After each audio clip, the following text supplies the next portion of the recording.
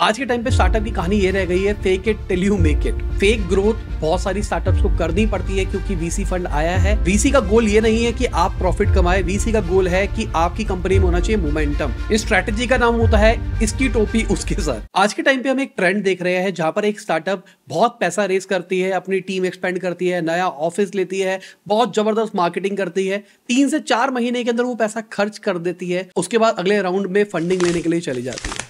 बहुत सारे लोगों को बेवकूफी लगती है, समझ में नहीं आता ये चीज क्यों चल रही है। अगर इसे कोई बूटस्ट्रैप फाउंडर देखता है तो उसको ऐसा लगता है यार ये तो कोई सेंस ही नहीं बना रहा है, ये कोई मतलब ही नहीं है, बिजनेस करने का कोई तरीका ही नहीं है। पर सच्चाई ये है, ये वीसी की प्लेबुक है, वीसी इसी से ही पैसा कमाते हैं।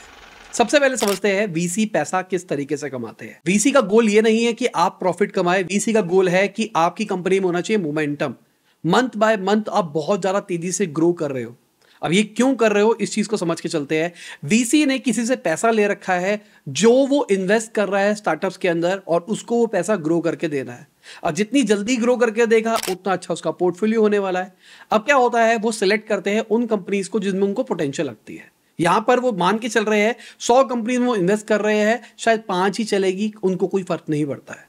तो जैसे ही वो कंपनी के अंदर इन्वेस्ट करते हैं तो वो मेक श्योर करते हैं कि कंपनी बहुत ज्यादा तेजी से अपना कैश को बर्न करे। मान के चलते हैं मेरा एक बिजनेस चल रहा था जहां पर मैं साल का 10 करोड़ 20 करोड़ रुपए कमाता था। अब मैं वीसी से पैसा रेज करने के लिए जाता हूं, वीसी कहता है ठीक है भाई मैं तेरे को 100 करोड़ रुपए दे रहा हूं, पर कहानी ये है इस 100 करोड़ रुपए का मेरा यूज करके तेरे को अपना रेवेन्यू 1000 करोड़ तक लेके जाना है। मुझे नहीं लेना देना तू प्रॉफिट कमाए ना कमाए, तू कुछ करे ना करे, मेरे को रेवेन्यू ग्रोथ दिखानी है। सीधा सा लॉजिक ये है।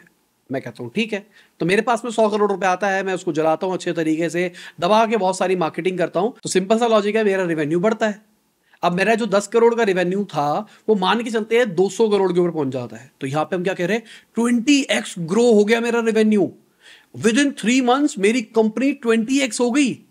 अब ये जो कहानी होगी, इस कहानी को वो वीसी बाकी वीसीज को बताएगा कि देखो ये कंपनी कितना ग्रो करी है। अब जो बाकी वीसीज होंगे वो भी अगले राउंड के अंदर पार्टिसिपेट करेंगे जहां पर मेरी कंपनी की वैल्यू 20x हो चुकी है।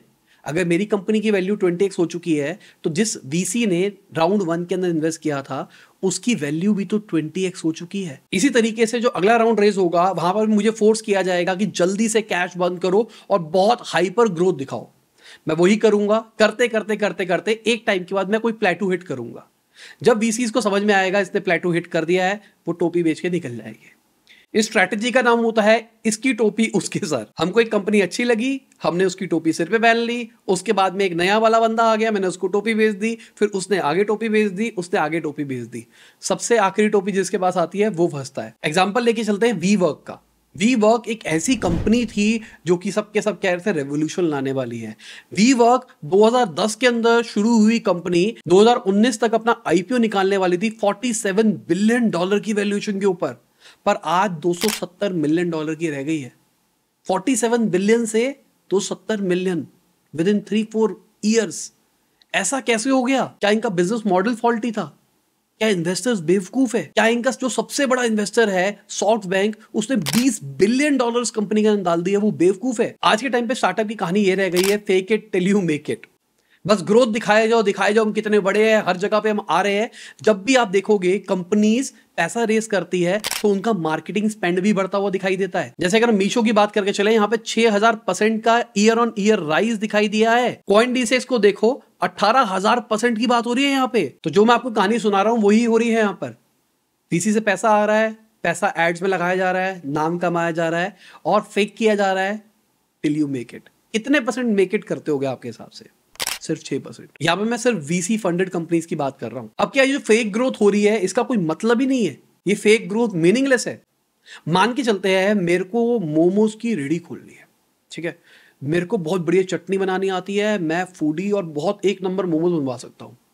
मैंने एक रेडी लगाई और 3 से 4 महीने के अंदर जब वो प्रॉफिटेबल हुआ, वहां से मैंने उस प्रॉफिट को लेके एक और रेडी लगाई, फिर थोड़ा और प्रॉफिट आया, फिर मैंने एक और रेडी लगाई।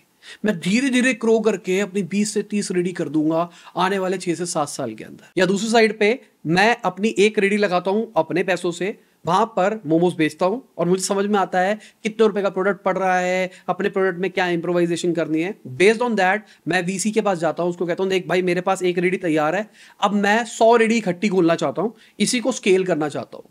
तो वीसी मुझे पैसा दे देगा और उससे मैं 100 रेडी खोल लूंगा। एक रेडी से मान के चलते हैं मैं 40,000 रुपए का रेवेन्यू जनरेट करता हूं। मैं प्रॉफिट की बात नहीं कर रहा हूं यहां पे 100 रेडी से मैं 100 गुना ज्यादा रेवेन्यू क्रिएट कर पाऊंगा, शायद उससे भी ज्यादा कर पाऊंगा क्योंकि मेरी ब्रांड वैल्यू बढ़ जाएगी। पहले केस के अंदर शायद मुझे 10-15 साल भी लग जाते हैं बहुत बड़ा बनने में और मैं शायद अपना आईपीओ ला भी पाता, नहीं ला पाता। पर अगर मैं वीसी से पैसा लेके एक हाइपर ग्रोथ करता हूं, अच्छा ब्रांड बना पाता हूं, तो हो सकता है कुछ सालों के बाद में मैं अपना आईपीओ भी ला सकूं। बहुत सारे फाउंडर्स का जो अल्टीमेट गोल होता है वो यही होता है कि आपको अपनी कंपनी का आईपीओ निकालना है। अब जो मैंने पूरी कहानी सुनाई, इससे क्या लर्निंग ली जा सकती है? सबसे पहली चीज, वीसी फंड बुरा नहीं है। फेक ग्रोथ बहुत सारी स्टार्टअप्स को करनी पड़ती है क्योंकि वीसी फंड आया है, उनको भी रिटर्न कमा के देनी है, उनको भी पैसा कमा के देना है। पर ये फाउंडर की रिस्पॉन्सिबिलिटी है कि वीसी का जो पैसा है उसको ढंग से यूटिलाइज करना है। हो सकता है आपको फोर्स किया जाए कि आपको मंथ ऑन मंथ बहुत ज्यादा तेजी से ग्रो करना है, पर ग्रोथ के साथ में अपना प्रोडक्ट नहीं छोड़ना है, अपने प्रोडक्ट को कॉन्स्टेंटली इंप्रूव करते हुए जाना है। हमारी कंपनी के वैल्यू सिस्टम में होना चाहिए भाई प्रॉफिटेबिलिटी की तरफ जाना है, ना कि ग्रोथ मैक्सिमाइजेशन की तरफ जाना है। क्या आपने सोचा है गेम डिजाइनिंग और ई स्पोर्ट्स में अपना करियर बनाने का? अगर हाँ, let me tell you about HeroWired. HeroWired is an edtech platform that offer courses and one of them is gaming and e-sport in partnership with Nordwin. Nordwin दुनिया की top e-sports gaming company में से एक है।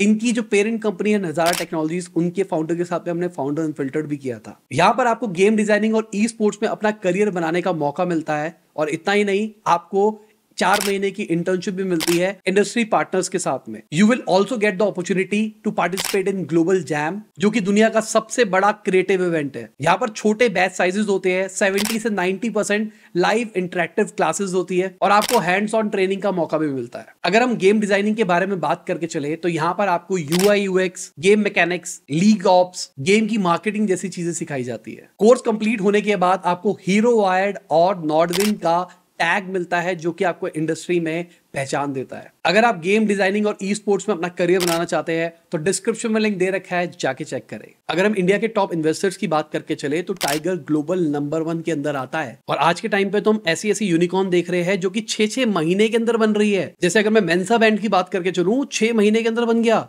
5 higher का अगर आपने नाम सुना हो तो 11 मंथ्स के अंदर ही बन गई यूनिकॉर्न। और अगर हम कैटेगरी वाइज चार्ट को देखें तो आपको दिखाई देगा कि 3 साल से कम वाली स्टार्टअप्स भी अब बॉर्न हो रही है, 3 से 5 साल वाली भी कुछ है, और जो हमको 10 ईयर प्लस वाली कंपनीज दिखाई दे रही है ना, उसमें से बहुत सारी कंपनी आज के टाइम पे एस्टैब्लिश कंपनीज है। जो लेस देन 3 वाली है उनमें से कईयों के तो नाम शायद आपने सुने भी ना हो। अगर हम ओवरऑल जो भी यूनिकॉर्न बनी है उसका मीडियन निकाल के देखें तो 5.7 ईयर्स का है मीडियन, जहां पर 9% स्टार्टअप्स है जो कि 3 साल से कम में यूनिकॉर्न बनी है और 76% स्टार्टअप है जिनको 5 साल से ज्यादा टाइम लगा है यूनिकॉर्न बनने में। और आने वाले टाइम में इस नंबरों को हम और फास्ट होते हुए देखेंगे। अगर आप एक D2C स्टार्टअप रन कर रहे हैं तो हाई चांसेस है आज के टाइम पे आप यूनिकॉर्न बन सकते हैं। और अगर आप प्लान कर रहे हैं कोई यूनिकॉर्न बनाने का तो फिनटेक एक ऐसी कैटेगरी है जहां पर यूनिकॉर्न बन सकते हैं, क्योंकि अगर हम नंबर ऑफ यूनिकॉर्न्स की बात करके चले तो वहां पर हमको फिनटेक अभी के टाइम पे डोमिनेंट प्लेयर दिखाई दे रहा है। आपकी बहुत सारी जो फेवरेट स्टार्टअप्स है उन्होंने बहुत सारा पैसा रेस किया है, कई स्टार्टअप ने तो इतना पैसा रेस किया है जितनी आज के टाइम पे उनकी वैल्यूएशन भी नहीं है। 89 यूनिकॉर्न में से सिर्फ 23 यूनिकॉर्न्स है जो कि प्रॉफिटेबल है, बाकी सारी जो पॉपुलर कंपनीज है वो लॉस रिपोर्ट कर रही है। बिग बास्केट ने देखो 2022 के अंदर -102 मिलियन डॉलर का लॉस किया था, ब्लिंकिट -180 का, और ब्लिंकिट के अंदर जितना पैसा इन्वेस्ट हुआ है ना उतनी उसकी वैल्यूएशन है। ऑलमोस्ट $1 बिलियन इन्वेस्ट हुआ है, $1 बिलियन की उनकी वैल्यूएशन है। बोट की अगर बात करके चले तो $9 मिलियन का ही प्रॉफिट रिपोर्ट किया है। बहुत सारे लोग क्रेड यूज करते हैं तो $160 मिलियन का क्रेड का लॉस है। अगर हम वर्स की बात करके चले, शायद कई लोगों ने तो उसका नाम तक नहीं सुना होगा, उन्होंने $320 मिलियन का लॉस रिपोर्ट किया है। और अगर फ्लिपकार्ट की बात करके चले तो $550 मिलियन का, मतलब $0.5 बिलियन का लॉस रिपोर्ट किया है फ्लिपकार्ट ने। और इसके अंदर अगर ब्राइट स्टोरी की बात करके चले तो इन्फो एज ने 1600 $10 मिलियन का प्रॉफिट रिपोर्ट किया है, मतलब $1.6 बिलियन का प्रॉफिट रिपोर्ट किया है, और ये 808% राइज है। फिजिक्स वाला ने $12 मिलियन का प्रॉफिट रिपोर्ट किया है। जीरोधा की बात करके चले तो $262 मिलियन का प्रॉफिट रिपोर्ट किया उन्होंने, और जोहो की बात करके चले तो $344 मिलियन का प्रॉफिट रिपोर्ट किया उन्होंने। अगर हम फंडिंग और वैल्यूएशन की कंपैरिजन की बात करके चले ना, जो जितनी पुरानी कंपनी है ना वो ज्यादा अच्छा परफॉर्म करती है। जैसे कि इन्फो एज की बात करके चले तो उन्होंने $51 मिलियन रेज करे हैं और उनकी वैल्यूएशन $6.57 बिलियन की है। तो क्या डिफरेंस है पुरानी कंपनीज और नई कंपनीज में? नई कंपनीज ज्यादा रिलाई कर रही है बीसी फंड के ऊपर, और यही रीजन है कि नई कंपनीज बहुत ज्यादा तेजी से ग्रो कर पा रही है। पुरानी कंपनीज की बात करके चले तो उन्होंने अगर फंडिंग रेज भी करी है तो बहुत कम लेवल पे रेज करी है, और जब जरूरत पड़ी है तब रेज करी है। आज के टाइम पे फंडिंग रेज करने का मतलब ये हो गया आप कितना पैसा रेज कर सकते हो, आपको कितने पैसे की जरूरत है मैटर नहीं कर रहा है, कितना रेज कर सकते हो रेज कर लो, जितनी इक्विटी जा रही है जाने दो, कोई फर्क नहीं पड़ता है। अब सवाल ये आ रहा होगा कि पुरानी जो स्टार्टअप्स है और जो नई स्टार्टअप्स है उनकी आइडियोलॉजी में इतना डिफरेंस है, उस टाइम पे वीसी फंड क्यों नहीं आता था, आज के टाइम पे वीसी फंड क्यों आ रहा है? देखो कुछ डेटाज है इंडिया के जो कि इंडिया को बहुत ही ब्राइट फ्यूचर प्रोजेक्ट कर रहा है। इंडिया के 2030 तक 1.3 बिलियन से ज्यादा इंटरनेट यूजर्स हो जाएंगे। आज के टाइम पे 4.7 आवर्स लोग फोन के ऊपर स्पेंड करते हैं ऑन एवरेज। अगर हम टेक स्टार्टअप्स की बात करके चले तो 1.8 लाख टेक स्टार्टअप्स हो जाएंगे 2030 तक, और अगर ओवरऑल ग्रोथ की बात करके चले तो 45% CAGR से ग्रो हो रहा है। तो कौन यहां पे इन्वेस्ट नहीं करना चाहेगा? जो टोटल 110 यूनिकॉर्न्स बनी थी उन्होंने $100 बिलियन से ज्यादा पैसा रेज कर लिया, और यहां पे हम डिफरेंट कैटेगरीज की बात करके चल रहे हैं, और एनालिस्ट का मानना है 280 से ज्यादा यूनिकॉर्न्स बन जाएगी 2030 तक। तो ये है एक ब्राइट स्टोरी जो इन्वेस्टर सोच रहे हैं इंडिया में इन्वेस्ट करने से पहले। पर पिछले कुछ टाइम से हमने सुना है कि बहुत सारे डाउन राउंड्स होने शुरू हो गए हैं। तो क्या ये जो ब्राइट स्टोरी थी ये अचानक ही पलट गई है? थोड़ी सी कह सकते हैं। इसका रीजन क्या है? कुछ आईपीओ फेल होते हुए दिखाई दिए। फाइनेंशियल एजुकेशन बढ़ने के बाद में आज के इन्वेस्टर्स बहुत ज्यादा स्मार्ट हो गए हैं, उनको समझ में आ गया है किस कंपनी में इन्वेस्ट करना है, कब करना है, नहीं करना है, कौन सी महंगी है, कौन सी सस्ती है। तो इसके चक्कर में आज के टाइम पे एक इन्वेस्टर प्रॉफिटेबल कंपनी में ही इन्वेस्ट करना चाह रहा है।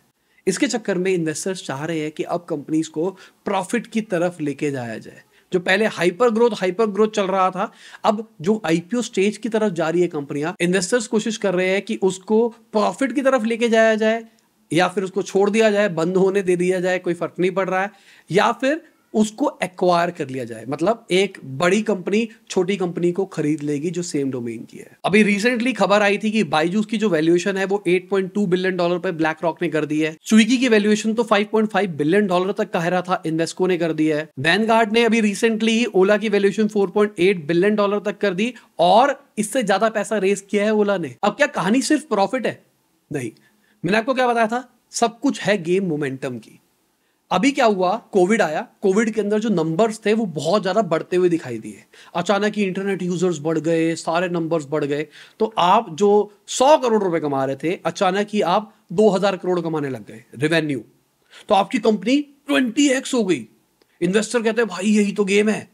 इन्वेस्टरों ने पैसा दिया, उनको कहा कोविड के अंदर ही पैसा खत्म करो, तो करते करते कंपनीज कोविड के अंदर ही दुगनी तिगनी चार गुनी हो गई। अब कंपनियां इस ट्रेंड के ऊपर हुई थी कि जिस तेजी से अभी आगे मार्केट बढ़ी है तो आगे ऐसे ही रहेगा। पर कोविड जाने के बाद में जितना इंटरनेट पेनिट्रेशन था उसमें बहुत बड़ा ड्रास्टिक फर्क नहीं पड़ा।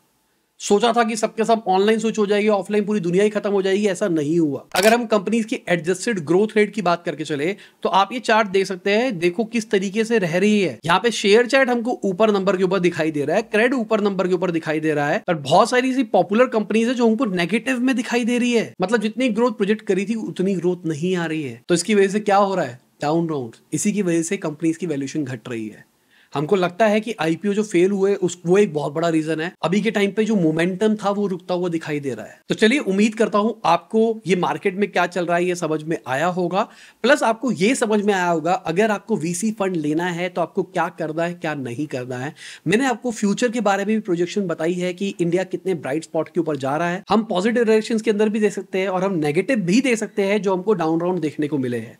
डाउन राउंड का एक बहुत बड़ा रीजन आईपीओ फेल भी है, पर एक बहुत बड़ा रीजन जो ग्रोथ रेट गलत प्रोजेक्ट करी गई थी, कंपनीज ने अनाप शनाप वैल्यूएशन पे पैसा रेस किया था, वो भी है। तो इसी के साथ आज की वीडियो खत्म होते हैं। उम्मीद करता हूं आपको मजा आया होगा।